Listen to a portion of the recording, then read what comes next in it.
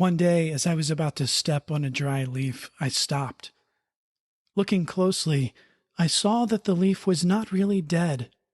It was merging with the moist soil and preparing to appear on the tree the following spring in another form. I smiled at the leaf and said, "You're just pretending." Everything is pretending to be born and pretending to die, including the leaf. Thich Nhat Hanh. You're listening to The Quieted Mind.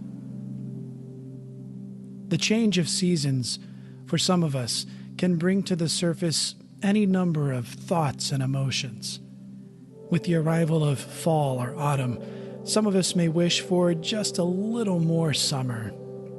There's a sense of freedom and lightheartedness that can come from our earliest impressions of summer as a season when school is out and we spend our days roaming the neighborhood on our bikes, playing video games with friends, going to the mall, to the beach, or on vacation. Others may look forward to the cooler temperatures, a change in wardrobe, and the coming holiday season.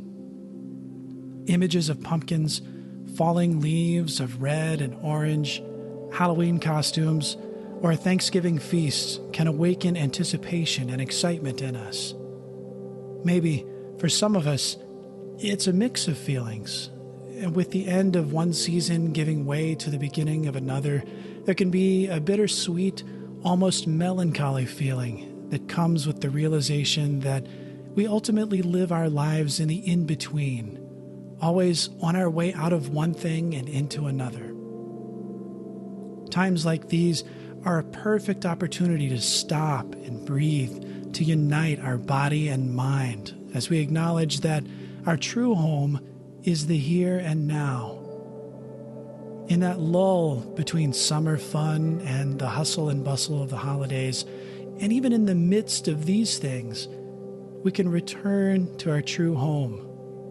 This is the heart of our practice.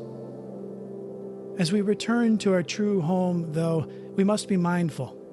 For better or worse, things are changing, and things will continue to change. The practice of impermanence helps to remind us that neither beneficial nor harmful conditions will last forever. The more we practice impermanence, the more fully we can appreciate where we are now as both a destination and a starting point. We can free ourselves of attachments, whether it be the attachment that makes us want to keep things as they are forever, or the attachment to our suffering as we believe it will never end. There's a beautiful passage from American author Shauna Niequist that I think perfectly captures this season. Use what you have, she says. Use what the world gives you. Use the first day of fall. Bright flame before winter's deadness. Harvest. Orange, gold, amber, cool nights and the smell of fire. Our tree-lined streets are set ablaze.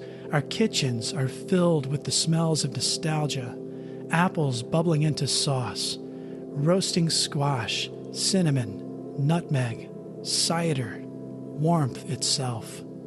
The leaves, as they spark into wild color just before they die, are the world's oldest performance art. And everything we see is celebrating one last violently hued hurrah before the black and white silence of winter. As we move together into this new season, let's use what the world gives us to remind us of the peace and beauty that is available to us in the here and now, to free ourselves of attachments to what we wish could last or believe will.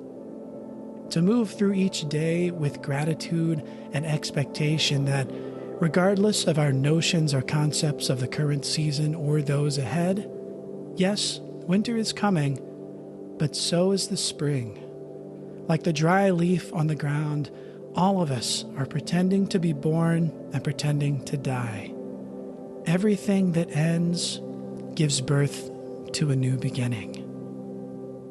Until we meet again, may you be safe, may you be happy, and may you be free.